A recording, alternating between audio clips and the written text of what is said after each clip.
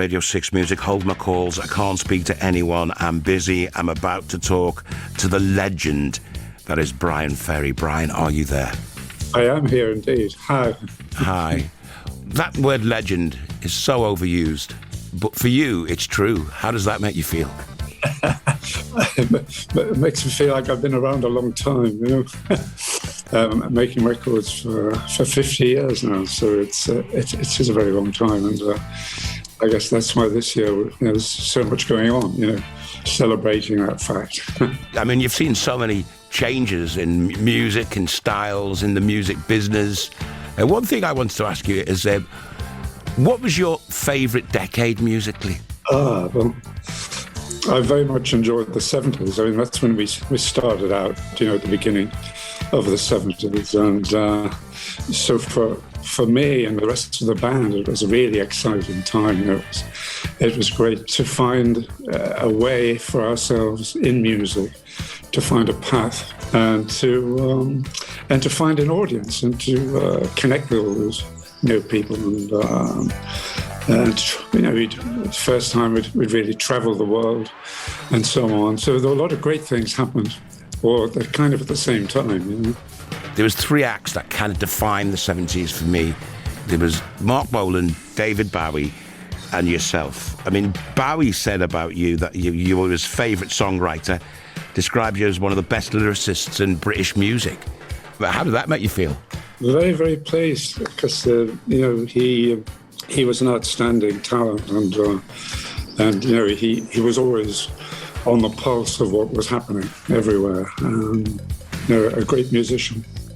Was there a rivalry there between you, Bowie, and Bolan at the time? Because, I mean, it was the glam rock thing. You were on the pulse of British culture. You all looked different. You sounded different. Was there a rivalry, not just a chart rivalry, but it's like, what's he got now? You're trying to outdo each other. It was obviously a little bit, I think, because it was a kind of, I suppose, competitive business in a way. And I guess people were all looking out to see who was doing what, and if you could, you know, be doing something more interesting than the next person. And sometimes that sort of competition or rivalry can, you know, prod people on to do better work, I guess. You know, I think it was a very healthy thing. Let's skip forward to the future a minute. Can you tell us about the 4 songs you've decided to reinterpret for your Love Letters EP, and why have you chosen them? Pretty much on a whim, you know.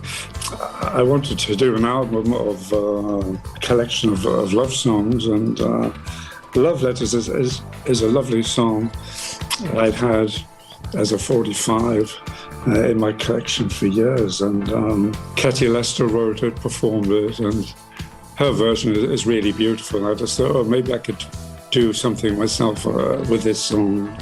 So yeah, Love Letters is a really nice song, and that was the first one we released. And what else? Burt Bacharach. I'm a big fan of his songs, and you know, as you know, he worked with Hal David, the great lyricist. I just don't know what to do with myself. We did that one. And today we're releasing Fooled Around and Fell in Love, a song written by Elvin Bishop, and he recorded it. And The Very Thought of You, which is a song from the 1930s, really beautiful old song, a standard, very classic, a song I've heard by many people over the years. Billie Holiday, Nat King Cole. What more can I say? Just a great song with a great lyric, great feeling. And all these songs are, I suppose, you know, emotional songs. It's quite nice to do a set of romantic songs in this day and age where it's sometimes not so romantic.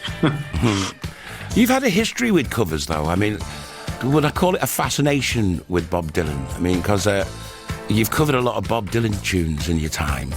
Well, the first single I did as a solo artist was Hard Rain's Gonna Fall. That was the first cover I did from the first solo album. Yeah, I just thought he's such a great songwriter, great lyrics. And yeah, I've gone back every now and then to the Bob Dylan catalogue of songs, and there's always something there that's interesting to attempt to do.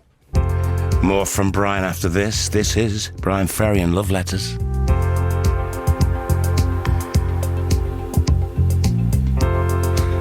Love letter straight from your heart.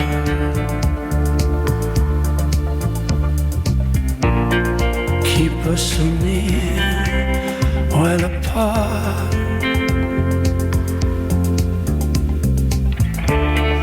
I'm not alone in the night.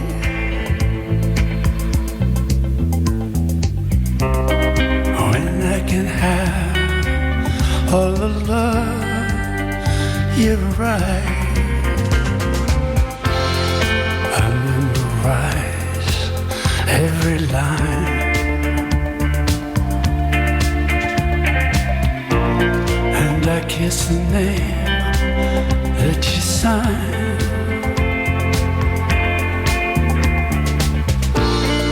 And darling, then I read again, right from the start.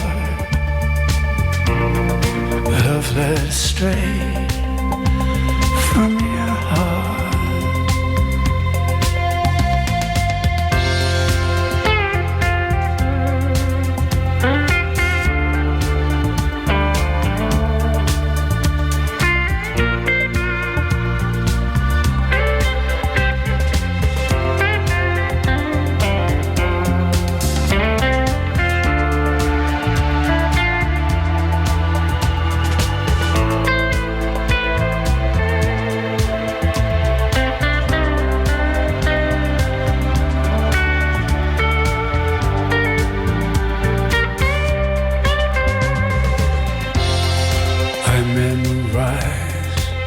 Every line,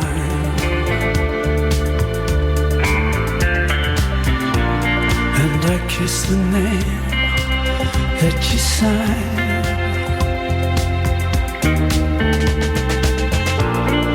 And then I read again, right from the start.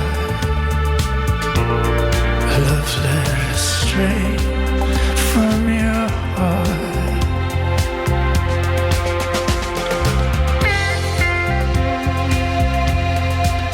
Love letters from Bryan Ferry. Bryan is my guest.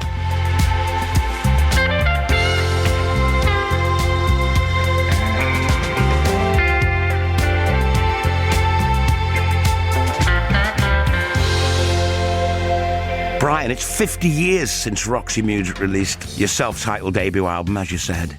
What are the fondest memories of that band? Because that band, but they were different. They reset the musical scene in many ways.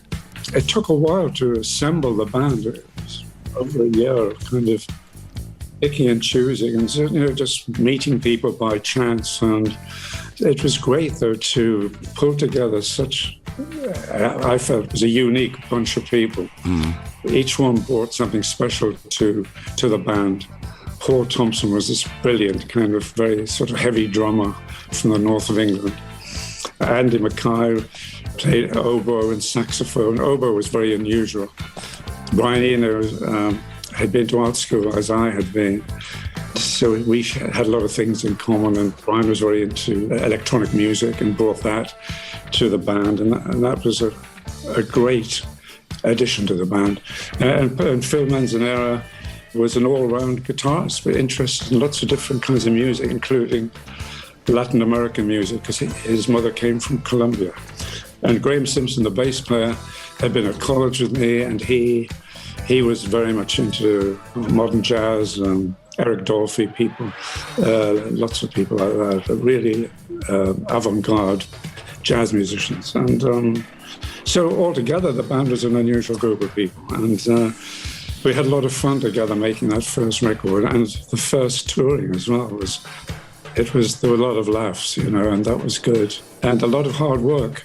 Listen, you're going back on tour again with Roxy. What does it feel like when you all get back together? I mean, you must tour in a different way than you toured in the early 70s. Yeah, I feel I'm more of a studio person, really. I mean, I like making new work. I like being in the studio, and that's my natural place to be. But being on the road is good. I mean, it's just great to share the music. The highs are very high, and when it goes right, it's really good.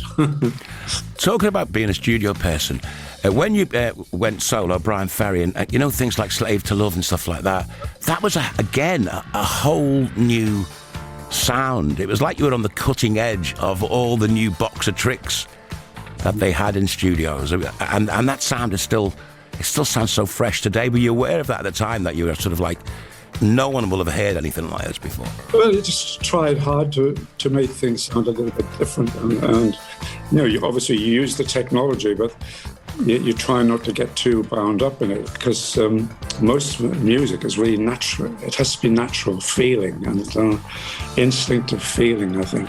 The studio that I've got, it's a mixture of analog and digital stuff, and so it's nice to have some old-fashioned things going on as well.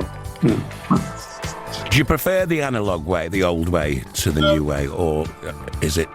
Yeah, in some ways I do, and I still have an analog 24-track machine, but Prince used it when he was doing some of his last recordings in my studio, and I was away at the time, but I'm very happy to say he came and blessed the studio with his presence. Bryan, I'm going to do something different with you now, if you don't mind, because you've been interviewed so many times and you are a living legend. We thought we'd try and find new things about you that you may not have talked about before. Now, we've done this with Robert Plant, we've done it with Blondie, we've done it with Elvis Costello, people like that. We've got a thing called the Random Question Generator. So basically what you've got to do, play along, trust me now, what you've got to do is pick a number between 1 and 55. 24. 24. Best musician you've ever worked with? Oh, wow. This could get you into trouble now. I'll tell you that Nile Rodgers has got to be up there with the very, very best. And I've worked a few times with him. He's a brilliant musician, a fantastic player, performer, and he is very much one of the best I've worked with, yes. And like yourself, still going strong. Pick another number between 1 and 55. 21 then. 21. A song you wish you'd written? Well, actually, this one here, one of the ones that's coming out today, The Very Thought of You, written by Ray Noble in 1934. Beautiful, beautiful song. Very well crafted, and songs from that period just seem to find the perfect weight between word and music. And another one, if I can have another song. Yeah. Smoke Gets in Your Eyes, which I think is a fantastic song. It's a beautiful song. Did you cover that at one stage? I did, yeah. It's on I think the second solo album. I remember it was a beautiful version of it as well. Gradually getting through the classics. You've been an absolute gentleman and a pleasure talking to you, and thanks for coming on the show. Well, thank you. My pleasure.